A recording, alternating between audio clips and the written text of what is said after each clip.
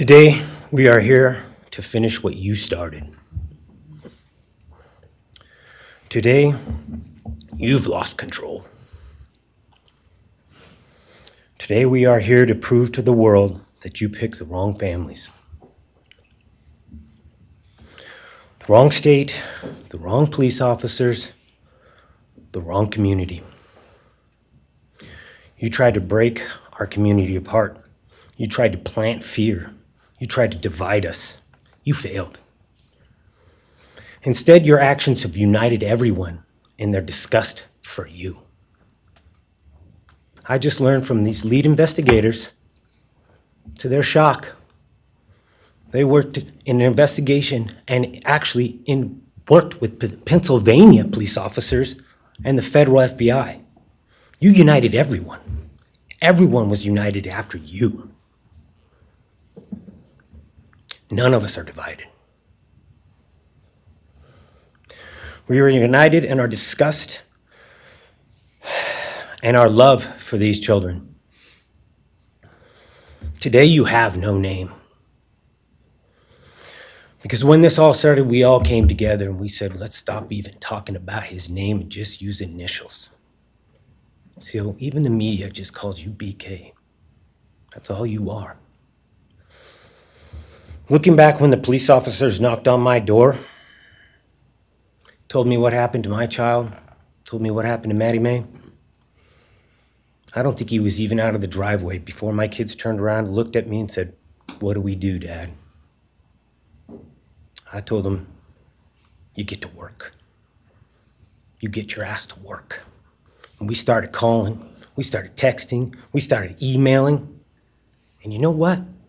Within hours, we had your white car on the camera. We knew from the very beginning we had you. Police officers tell us within minutes they had your DNA, like a calling card. You were that careless, that foolish, that stupid. Master degree, you're a joke, complete joke. But we took this disaster and we did what we could.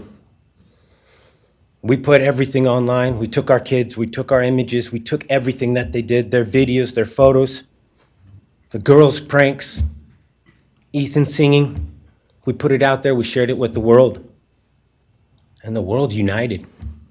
And all they ended up, when they talked about this case, is they talked about Kaylee Jade, Maddie Mae, Xana, and Ethan. Everything what these people meant to us, a father, a mother, a brother, a sister, we shared that with our community. Then we shared it with our state. We shared it with the country, and eventually we shared it with the world. The world's watching because of the kids, not because of you. Nobody cares about you. You're not worth the time, the effort to be remembered. In time, you will be nothing but two initials forgotten to the wind. No visitors, nothing more than initials on an otherwise unmarked tombstone. From this moment, we've all started. From this moment, we will forget you. We want to all leave in closing. One last thing. You picked the wrong family, and we're laughing at you on your trip to Penn. That will be today or tomorrow. I'll close with, God bless all the men and women and all the hard work that you guys did. You guys allowed us to grieve and allowed us to get through this. The amount of work that you guys put together and the way that you guys put it together was beautiful. There was hard times to be expected, but thank you all, and God bless. Thank you.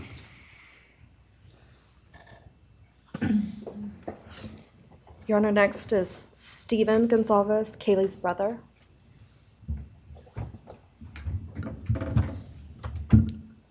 Stephen's actually gonna pass. I'm gonna go. Okay. Olivia Goncalves, Kaylee's sister.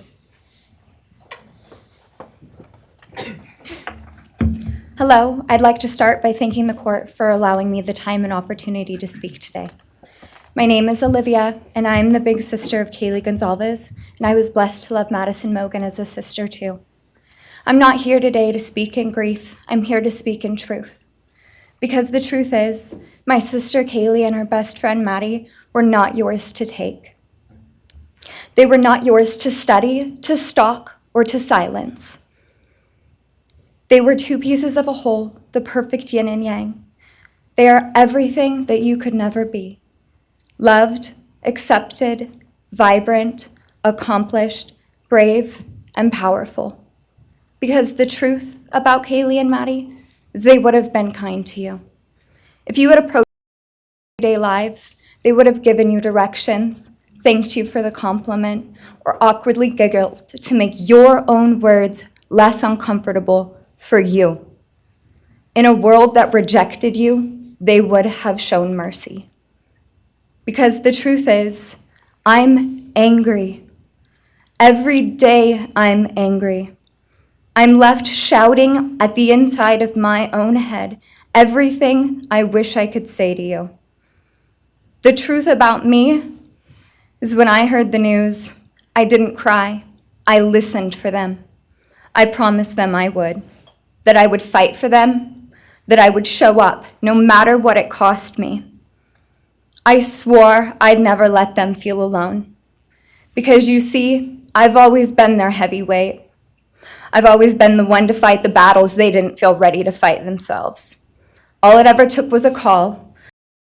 I would handle it for them, no matter the time, no matter the cost. They could wave their white flag because they knew I would never back down, not for them, and not even death could change that. Somewhere along the line, I started to think about what I would say to them if I was given just one last chance. If I could gather enough heartbreak or love or sacrifice or whatever it took to get just one message across, what would I say? Throughout this entire process, I've written my feelings down at every moment, my wishes, my love, my denial, my anger. And as one final act of love, I'd planned to read these thoughts, even jarring and discombobulating and not even making sense. Because for me, that was true love. As bare and as naked as it could be, not laced in pretty words or dressed for the but written through bleary eyes at 2 a.m. with clenched fists, angry at this reality. My true final act of love was to continue on without them, for them. That dream to read aloud my love to them, to bring meaning through pain, was the latest blow in realizing you don't deserve it. And Kaylee and Maddie don't need it. Kaylee and Maddie have always known my love, and they would never ask me to prove it by further victimizing myself to a defendant who has shown no guilt, no remorse, no apprehension. They would say to me, "Why would you give the satisfaction of showing vulnerability now? You promised you would never back down." And for that clarity, I'm thankful. I won't give you what you want. I won't offer you tears. I won't offer you trembling. Disappointments like you thrive on pain, on fear, and on the illusion of power. And I won't feed your beast. Instead, I will call you what you are: sociopath, psychopath, murderer. I will ask the questions that reverberate violently in my own head, so loudly that I can't think straight most any day. Some of these might be familiar, so sit up straight when I talk to you. How was your life right before you murdered my sisters? Did you prepare for the crime before leaving your apartment? Please detail what you were thinking and feeling at this time. Why did you choose my sisters? Before making your move, did you approach my sisters? Do you know what you were thinking and feeling?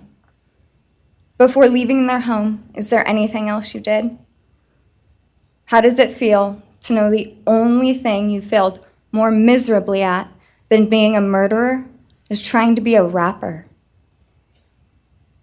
Did you recently start shaving or manually pulling out your eyebrows? Why November 13th? Did you truly think your Amazon purchase was untraceable because you used a gift card? How do you find it enjoyable to stargaze with such a severe case of visual snow? Where is the murder weapon? The clothes you wore that night? What did you bring into the house with you? What was the second weapon you used on Kaylee? What were Kaylee's last words? Please describe in detail the level of anxiety you must have felt when you heard the Bearcat pull up to your family home on December 30th, 2022. Which do you regret more? Returning to the crime scene 5 hours later, or never, ever going back to Moscow, not even once, after stalking them there for months? If you were really smart, do you think you'd be here right now? What's it like needing this much attention just to feel real? You're terrified of being ordinary, aren't you? Do you feel anything at all? Or are you exactly what you always feared? Nothing. If you're so powerful, then why are you still hiding, defendant? You see, I'm here today as me. But who are you? Let's try to take off your mask. You didn't create devastation. You revealed it in yourself. And that darkness you carry, that emptiness, you'll sit with it long after this is over. That is your sentence. And it was written on the wall long before you ever pled guilty. You didn't win. You just exposed yourself as the coward you are. You're a delusional, pathetic, hypochondriac loser who thought you were so much smarter than everybody else. Constantly scolding, turning your nose up to grammar mistakes, nitpicking and criticizing others. You wanted so badly to be different, to be special, to be better, to be deep, to be mysterious. You found yourself thinking you were better than everyone else, and you thought you could figure out the human psyche and see through it, all while tweaked out on heroin. The shadows made you feel powerful because no one ever paid you any attention in the light. You thought you were exceptional, all because of a grade on a paper. You thought you were elite because your online IQ test from 2010 told you so. All of that effort just to seem important. It's desperate. There is a name for your condition, though. Your inflated ego just didn't allow you to see it. Wannabe. You act like no one could ever understand your mind, but the truth is you're basic. You're a textbook case of insecurity disguised as control. Your patterns are predictable. Your motives are shallow. You are not profound. You're pathetic. You aren't special or deep, not mysterious or exceptional. Don't ever get it twisted again. No one is scared of you today. No one is intimidated by you, is impressed by you. No one thinks that you are important. You orchestrated this like you thought you were God. Now look at you, begging a courtroom for scraps. You spent months preparing, and still all it took was my sister in a sheath. You work so hard to seem dangerous, but real control doesn't have to prove itself. The truth is, the scariest part about you is how painfully average you turned out to be. The truth is, you're as dumb as they come. Stupid, clumsy, slow, sloppy, weak, dirty. Let me be very clear. Don't ever try to convince yourself you mattered just because someone finally said your name out loud. I see through you. You want the truth? Here's the one you'll hate the most. If you hadn't attacked them in their sleep, in the middle of the night, like a pedophile, Kaylee would have kicked your fucking ass. Thank you. Thank you.